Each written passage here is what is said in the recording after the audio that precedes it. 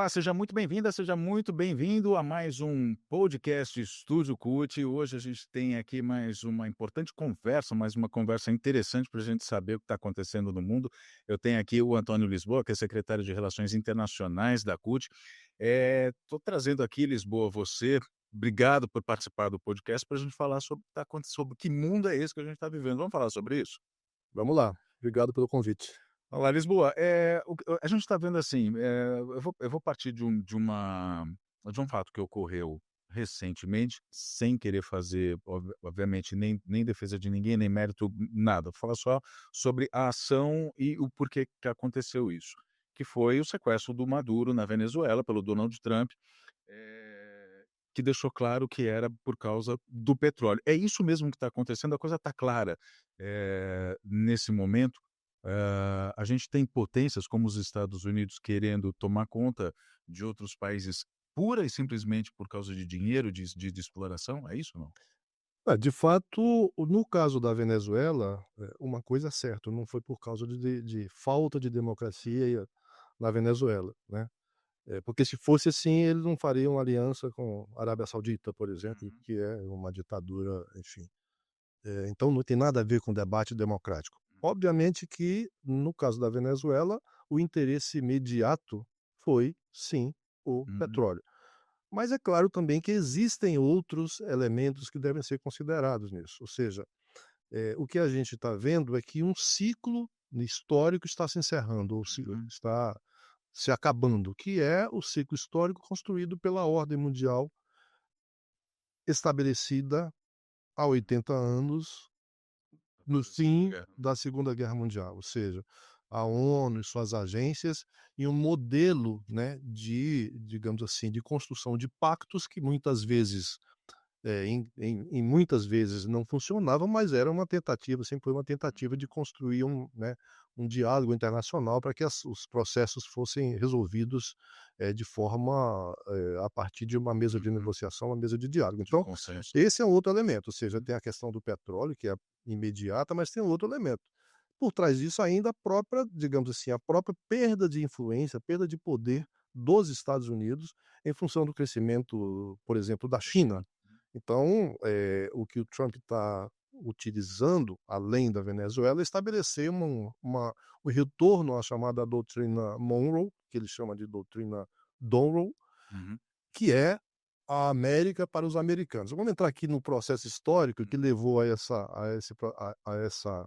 essa ideia de América para os americanos, mas ele já fala que na verdade não é só a América para os americanos, é o mundo, né? o hemisfério ocidental para os Uhum, americanos, entendeu? Então é esse processo que a gente vive hoje, mas certamente a questão do petróleo é sim. uma um motivo, né, eminente, imediato do que aconteceu na É. Venezuela. Eu comecei pelo Donald Trump, assim, a gente tem muito mais coisa para falar sobre o que está acontecendo no mundo aqui, mas eu comecei por esse episódio do Donald Trump, na Venezuela, porque mexe muito com a América Latina, né. E aí, assim, a gente já fez um podcast aqui anterior com o deputado Alencar Santana, e foi uma questão que a gente já colocou também, que é a respeito do próprio Brasil, né. O Donald Trump tem interesses nas terras raras, por exemplo, do Brasil, tem interesse em, vamos dizer, explorar o Brasil também, como você acaba de dizer, todo o hemisfério, nosso hemisfério ocidental, e o Brasil está nisso. E como a gente está aqui na América Latina, né, a gente fica aqui assim, falou: "Pô, estamos teoricamente no que o Donald Trump pensaria de quintal do mundo, daqui a pouco ele invade a gente também". Isso pode acontecer ou não? Como é que é a sua visão sobre isso? Na verdade, não é uma coisa que aconteça, assim, facilmente, Uhum. mas, ou seja, os Estados Unidos não vão invadir o Brasil, como fizeram, por exemplo, na Venezuela, até porque você continuar avançando, Aham. de forma, sem limite nesse tipo de coisa, fragiliza o próprio poder, né, imediato dos Estados Unidos. Porém, essa é uma vontade, um interesse dos Estados Unidos, não só no Brasil, nas Aham. riquezas brasileiras, você falou das terras raras, mas também da Amazônia, da água, etc, Sim, de etc, tudo, né. e os outros países da América Latina também, porque como eu disse, ele tem um entendimento de que isso aqui é um espaço dele, o Uhum. espaço dos Estados Unidos. E, claro, não existe, eu não vejo nenhum risco de imediato de se ter uma operação no Brasil como teve na Venezuela, mas Por exemplo, a questão das eleições Aí é de que tá a 90. invasão que eu queria falar. Exato, nós já tivemos isso Uhum. nas eleições passadas e vamos ter.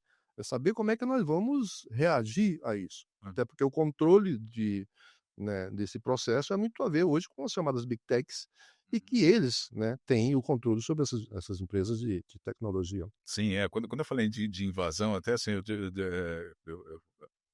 quis dizer assim, quando você fosse a invasão, a gente não está falando sobre uma invasão militar, uma invasão bélica e tal, mas uma invasão com influência nas eleições para que volte à extrema-direita.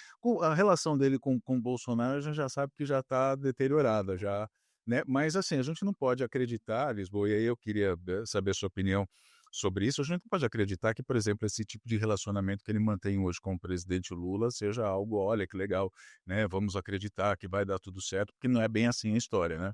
Absolutamente, né, os interesses que estão sendo jogados na mesa são os interesses dos Estados Unidos e, obviamente, que o presidente Lula defende, né, os interesses do Brasil. Pela forma como o Brasil enfrentou no momento ali do tarifaço, diferentemente de outros países, gerou, a condição para que a mesa fosse recolocada Uhum. de outra forma. Então existe um processo, digamos assim, de negociação, né, entre o Brasil, um diálogo a ser aberto ainda, já está aberto, na verdade, entre o Brasil e os Estados Unidos, mas esses interesses são muito mais Uhum. profundos, então não tem como a gente entender que isso não está, não é um risco. Óbvio, porque os interesses são muitos outros que você falou, os interesses das empresas de tecnologia, os interesses das terras raras, os interesses do, Todos os nossos recursos na exato, Amazônia. da Amazônia, né, É. especialmente da água, e obviamente os interesses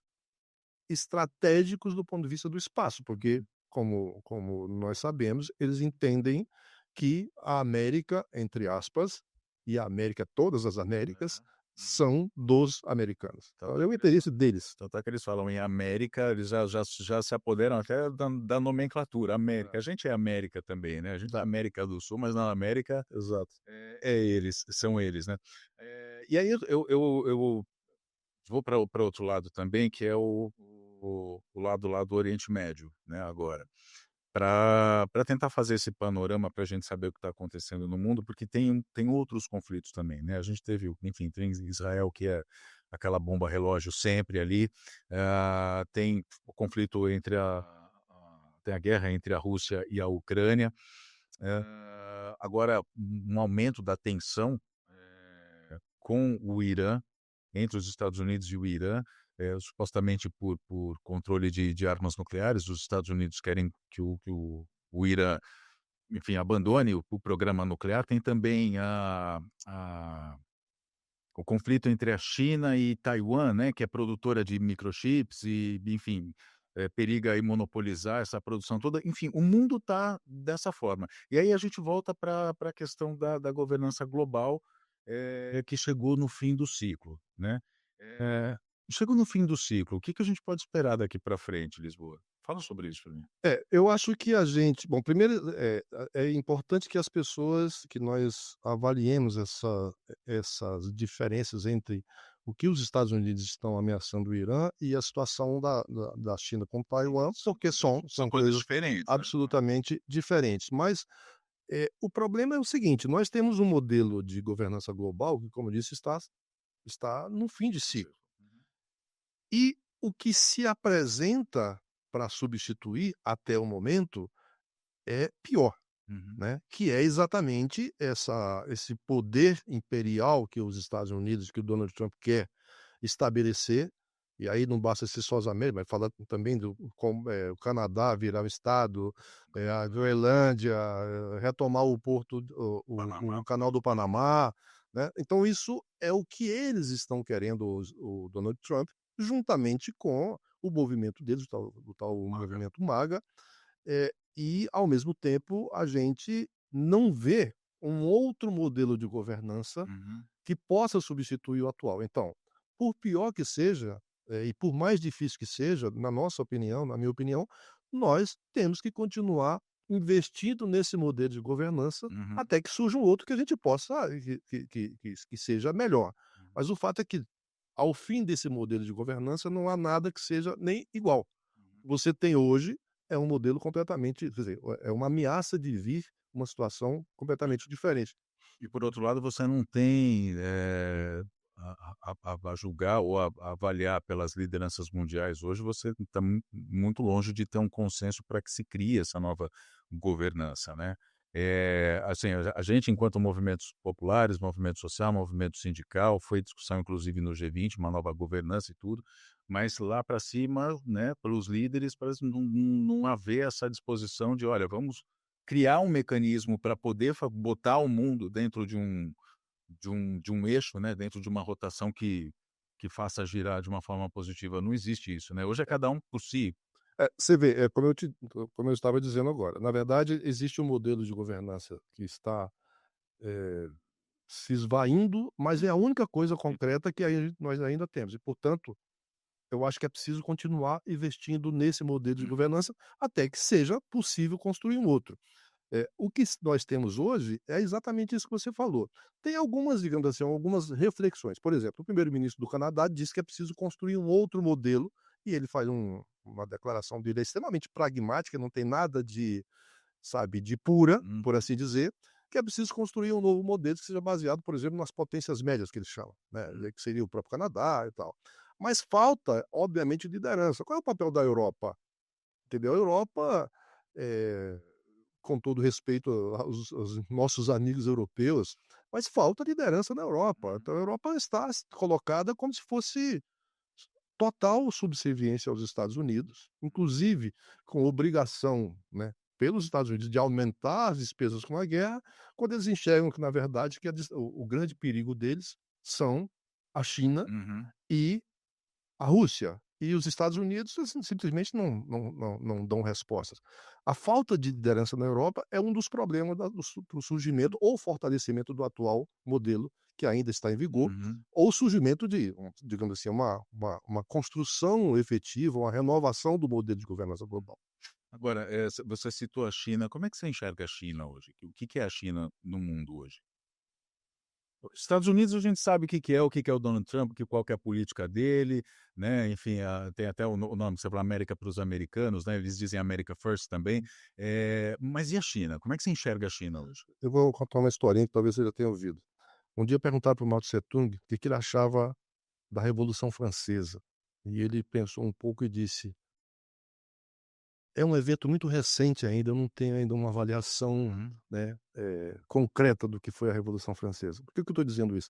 A China, ela tem um processo cultural até, histórico, de fazer as coisas de forma, sabe, absolutamente estratégica, milenar. uhum, Hoje a China, na verdade, ela lidera mais de 20 das principais tecnologias do mundo estão sob liderança da China. E obviamente a China sabe qual é o seu papel. uhum, Eu não acredito, até porque não faz parte da cultura chinesa, se você estudar a história da China, eu não acredito que a China vá, de forma nenhuma, tem um problema de Taiwan, é verdade, né, uhum, mas, a China não vai de forma nenhuma, sabe, sair ocupando do territórios militarmente, etc, etc. O que a China quer é construir o seu poder como vem construindo uhum. durante muito tempo. Agora, o problema é que os Estados Unidos, à medida que a China avança no controle de tecnologias e riqueza, etc, etc, eh eh, os Estados Unidos acabam diminuindo o seu Uhum. poder, e é por isso que estão nessa situação. Tá. Eu estava ouvindo outro dia, enfim, numa conversa até informal, eu ouvi uma seguinte reflexão e aí eu queria colocar ela aqui para saber se ela é verídica ou não. A gente sabe que a China é um excelente parceiro comercial do Brasil. Então, quando você faz uma avaliação, você faz uma comparação entre Estados Unidos e China, em termos de, vamos dizer, dessa dominação econômica, você tem do lado dos Estados Unidos o Trump fazendo a sua dominação, foi um termo, até exagerado, mas enfim, né, de penetração econômica, vamos dizer, nos países, né, aí você tem os Estados Unidos fazendo o que Trump fez, por exemplo, impondo tarifaço, fazendo todo esse alarde, e você tem a China fazendo acordos comerciais. É isso mesmo que acontece? Quando você olha para a China, você tem,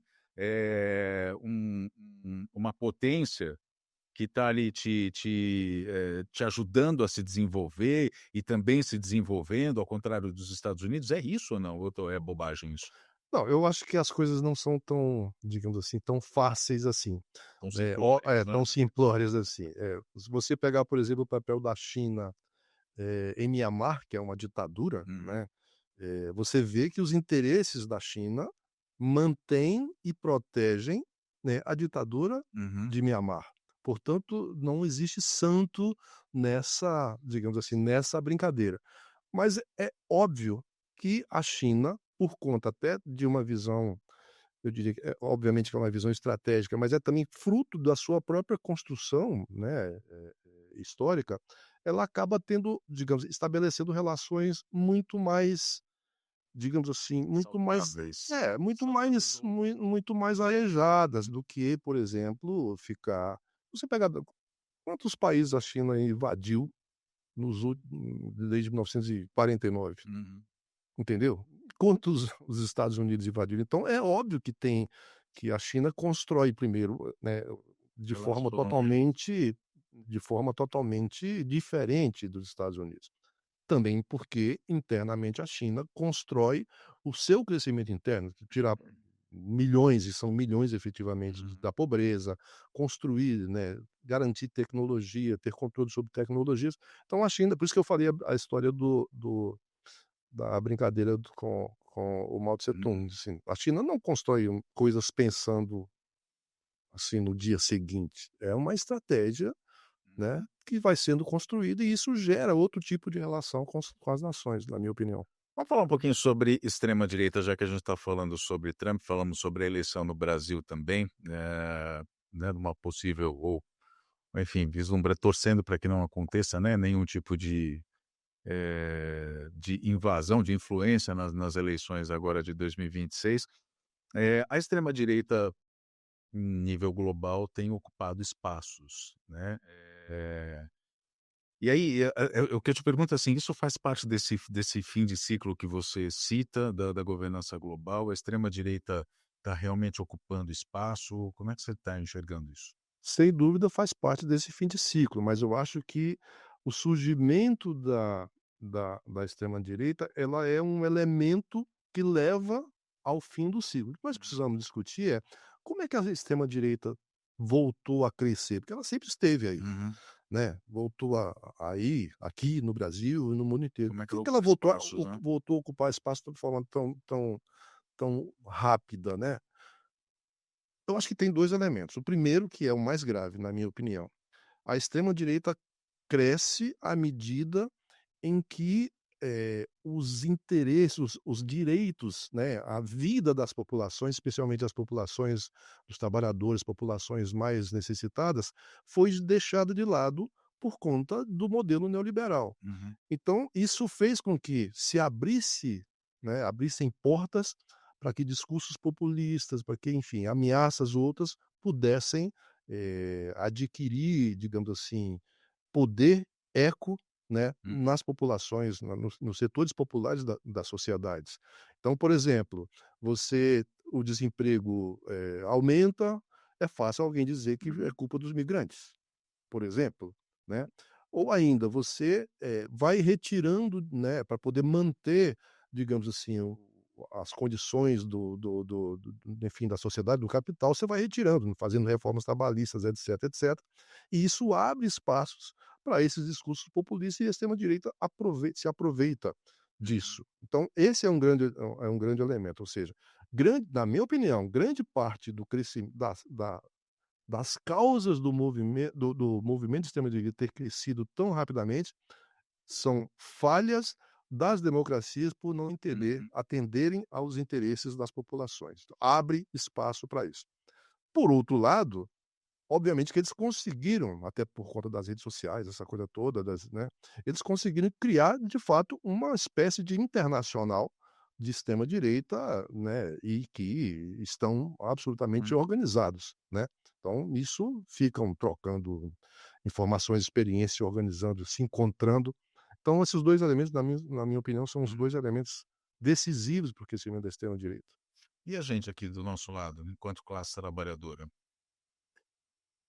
Um dia desses eu falei uma coisa que as pessoas até ficam meio, chocadas. as nossas alternativas são 2. A primeira, nós precisamos nos organizar. Uhum, A segunda, tem que garantir direitos, ou seja, tem que discutir com os trabalhadores que e quais são as causas disso. E a gente não tem, né, em termos globais, enfim, nos países todos, a gente não tem tido, digamos assim, o poder necessário, a uhum, capacidade de mobilização necessária para enfrentar esse tipo de coisa. Então, o que nós precisamos fazer é continuar mobilizando e começar a discutir exatamente isso. Por exemplo, por que que as pessoas estão indo para a extrema-direita? Um pouco do que eu disse aqui, estão indo para a extrema-direita porque digamos assim, os direitos estão sendo retirados e a gente não tem dado condição para isso. Então as uhum. pessoas acabam se apegando em discursos outros. Tem uma coisa que, assim, a gente fica pensando, é justamente nesse poder de persuasão que eles têm, né, de fazer o trabalhador acreditar que quando ele perde direito, na verdade, ele tem que ser alguém de extrema direita, que é justamente quem tira direitos deles. Assim, é aquela, se for falar o português claro e num jargão aí que costumam se usar nas redes sociais, é assim, é a barata que gosta do inseticida, que gosta da chinelada, aquelas coisas, né. Eh, e assim, a gente percebe que eles têm esse poder, assim, de uma maneira muito muito forte. A tomar como exemplo o que eles falaram sobre a Venezuela. A extrema-direita no Brasil, não, Donald Trump foi lá para garantir a liberdade, garantir a democracia. Mas espera aí, cara, você não está conseguindo ver o que ele está fazendo lá no país dele? O cara que quer garantir a liberdade e a democracia, né, em outro país que não o dele, ele faz o que ele faz, manda matar a gente que se opõe a ele, deporta imigrantes e tudo. Quer dizer, aí, assim, você não consegue fazer com que a pessoa ligue lé com cré para entender, né, o que é o papel da extrema direita. E tem sido cada vez mais difícil para a gente conseguir, talvez, fazer com que essas pessoas entendam. Eles têm esse poder mesmo, Lisboa? O que a gente faz para. Eu acho que se a gente voltar, por exemplo, como foi que cresceu o nazifascismo no final da 100 anos atrás, praticamente, né, na década de 30 dos anos do século passado, esses elementos estavam colocados, da incredulidade, da questão da não havia a história da terra plana, mas que eu me lembro, que eu saiba. Mas assim, esses elementos Não, peraí, que você não é de 1930, né. mas esses elementos estavam Aham. colocados. Essa coisa de você sempre estabelecer quem são os inimigos para os seus problemas.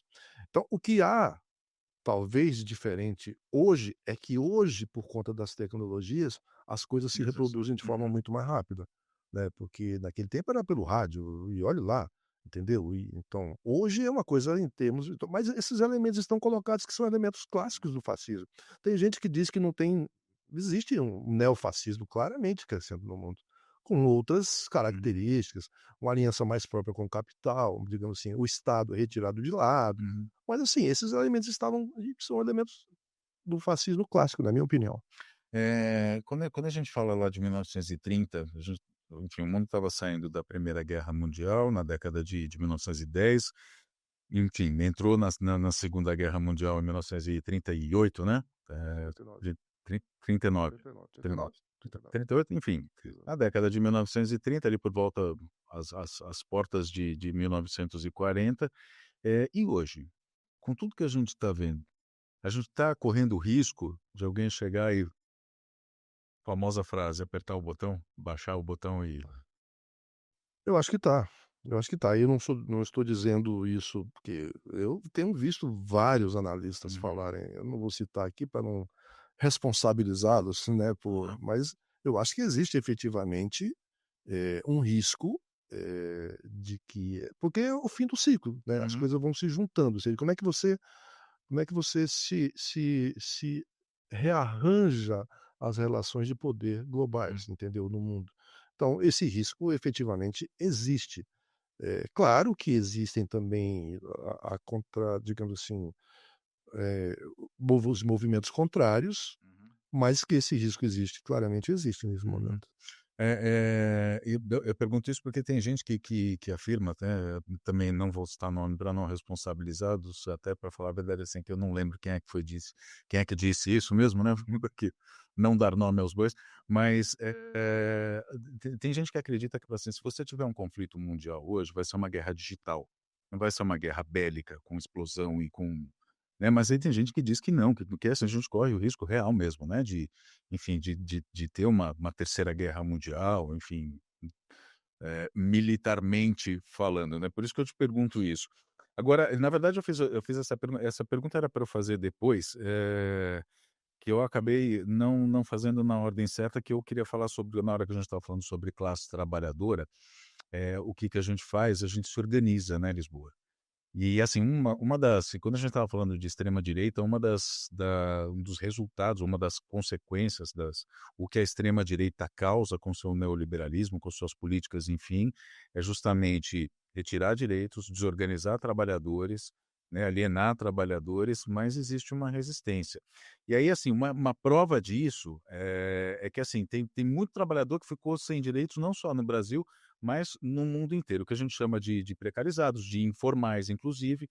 E aí eu queria trazer para essa conversa um evento que está sendo realizado na CUT nesse dia 2 de fevereiro, foi realizado no dia 2 de fevereiro, que é justamente fala justamente sobre a organização desses trabalhadores informais. Conta pra gente o que que é isso, o que que tem de novidade nisso? Acho que só voltando na sua primeira, avaliação, é importante que a gente entenda, o crescimento da extrema direita é alimentado pelo crescimento da precarização, Uhum, ou seja, da informalidade, da retirada de direitos. Se não houvesse isso, se nós tivéssemos crescido o mundo, não estou falando do Brasil, o Brasil até tem crescido, uhum, né, tem diminuído a pobreza, etcétera. Estamos falando aqui de um contexto global. Se o mundo tivesse caminhado como veio caminhando dos anos 60, 70 até os anos 80, no sentido de incluir pessoas, de combater essas coisas, e enfim, de botar trabalhadores com emprego digno, etcétera, certamente a extrema direita estava aí, mas não teria crescido como cresceu nesse momento. uhum. E aí vem a sua pergunta. Hoje as estimativas da OIT é de que existem mais de 2 bilhões de trabalhadores na informalidade. 2 bilhões de trabalhadores, Bilhões, 2 mas bilhões, o que bilhões dá em é torno de, sei lá, quase 60% da massa de trabalhadores e trabalhadoras do mundo inteiro. Isso, aqui no Brasil, ainda estamos com menos de 50%, mas se você for na África, ou mesmo na América Latina, no Sudeste Asiático, tem países que têm 80, 95% de trabalhadores informais. Então, esse evento nosso aqui, que a gente realizou nesse dia 2, é um evento extremamente importante, porque é um evento das redes globais, né, de trabalhadores domésticos, trabalhadores em domicílio, trabalhadores em aplicativos, trabalhadores,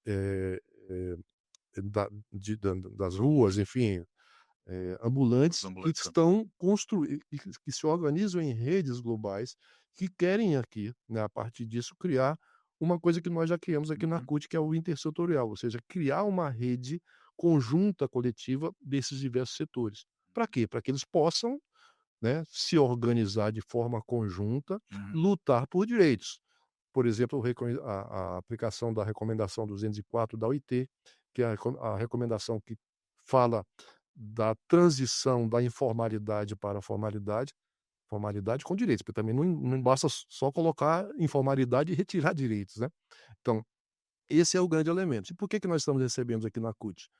Porque a CUT é a primeira central, não diria a primeira, mas das grandes centrais do mundo, a primeira a ter uma iniciativa efetiva, né, de organizar esses trabalhadores. Nós mudamos o nosso estatuto, já podemos aceitar associações de caráter classista, não somente os sindicatos propriamente ditos, Uhum. né, nós já conseguimos criar uma frente parlamentar no Congresso Nacional para garantir, né, lutar por direito para esses trabalhadores, então para nós é uma honra e é o reconhecimento internacional de que a CUT está no caminho certo, porque se os trabalhadores estão lá, nós precisamos estar junto com os trabalhadores. E aí a gente valoriza aqui a nossa jornada, a jornada da CUT, pelo seguinte, porque, primeiro foi no 13º congresso da CUT, né, que ficou definido que a CUT ela estenderia esse leque, ela, ampliaria a sua atuação para toda a classe trabalhadora, com os formais, os informais, enfim, para Uhum. proteger, lutar, enfim, pelo conjunto da classe trabalhadora. Isso é resultado dessa resolução do congresso também.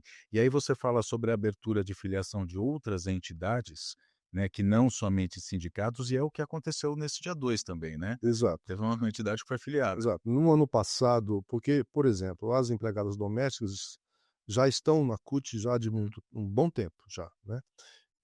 Os trabalhadores de aplicativos, também, né, existem noutras centrais, mas boa parte dos trabalhadores de aplicativos já estão organizados aqui também.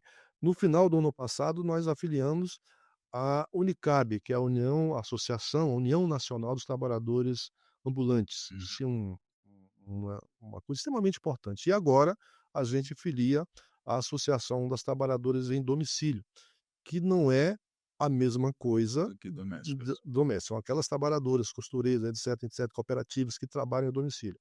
Então isso é a mostra de que a CUT está se ampliando a sua ação para onde os trabalhadores estão. E até porque essas associações são associações, mas no fundo tem um papel sindical, que é de organizar, né, a sua Uhum. base, organizar o seu trabalhador independente de onde ele esteja, né. Muito bem. Eu acho que, assim, para a gente caminhar no antes a famosa pergunta que eu sempre faço, né, deixei de perguntar alguma coisa que você queria responder Tá. nesse podcast? Se deixou, fica para a próxima. Lisboa, o mundo tem jeito, depende de nós, depende de quem? O que que a gente faz daqui para Não, eu acho que frente, tem, eu acho que tem. Eh Nós a humanidade é assim mesmo, se a gente estudá-la, né, desde a dos Uhum, primórdios, ela é assim mesmo, o mundo tem jeito, agora nós precisamos cuidar dele, porque uhum, ele está nunca esteve tão arriscado. Aí entra essas todas todo esse debate que nós fizemos aqui, uhum, mas tem outros, a própria preservação do planeta, né, nós realizamos a COP30 no ano passado no Brasil, acho que a CUT teve um papel muito importante. Nós uhum. conseguimos realizar, né, o G20 em 2024, e é a forma que a gente tem de atuar onde as coisas precisam ser debatidas. Eu, obviamente, acredito, né, que o mundo tem jeito. Para isso a gente precisa acreditar que nós somos capazes de dar jeito no mundo, né. E eu não posso deixar de citar que esse dar jeito ao mundo, né, passa pela nossa simples ação, né, por aquilo que a gente faz, que às vezes a gente acha que é só uma pequena coisa, mas, pode mudar o mundo. E entre essas coisas, tá quem você vai escolher para primeiro, Congresso Nacional em 2026, segundo para o Executivo em 2026. Hoje a gente tem não pode deixar de dizer que a gente tem sim uma liderança mundial, que é o presidente Lula que, enfim, desde que voltou à presidência tem feito um papel essencial nas relações internacionais para o Brasil, que tinha sido destruído por Bolsonaro. Ele tentou de alguma maneira, continua tentando e conseguindo, tendo êxito em vários aspectos, restabelecer as relações internacionais. E prova disso é o próprio episódio do tarifaço do Trump, né, que o Lula conseguiu reverter isso, depois do próprio filho do Bolsonaro ter ferrado com o Brasil, essa foi a palavra certa. O Lula foi lá e conseguiu dar o jeito. Então a gente tem um líder e é isso que a gente precisa pensar nesse ano, né, para a gente não ter esse congresso que a gente tem hoje, que ainda faz com que o Brasil tenha muito retrocesso, a gente tem que pensar nisso. Nesses 3 anos e 1 mês e 2 dias, que nós estamos gravando esse podcast, o Brasil, ele voltou, né, recuperou um espaço que havia perdido internacionalmente, além das questões que avançaram no Brasil, a lei, sobre desconto Imposto de do renda, imposto de renda, valorização né, do o salário cambá mínimo, a valorização do salário mínimo, a diminuição outra vez, né, na saída da da questão pobreza, de pobreza. né. Então, tudo isso que aconteceu no Brasil, ao mesmo tempo, de forma proporcional, aconteceu no mundo, ou seja, o Brasil retoma o seu papel, está retomando no o seu papel no mundo que havia sido, digamos assim, jogados na lata do lixo Uhum. pelo governo Temer e também pelo governo Bolsonaro. Então, a nossa responsabilidade que a gente quer, se nós de fato queremos e nós queremos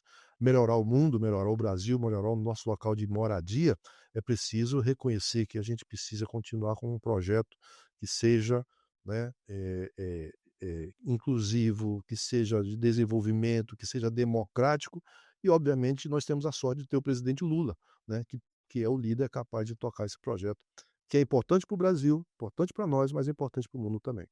Secretário de Relações Internacionais da CUT, falando com a gente aqui no podcast Estúdio CUT, Antônio Lisboa. Obrigado pela entrevista, obrigado pela, não vou chamar de entrevista, vou chamar sempre de conversa, uma aula, porque afinal é professor também, né? Sempre ensina bastante coisa pra gente, sempre muito bom conversar contigo, Lisboa.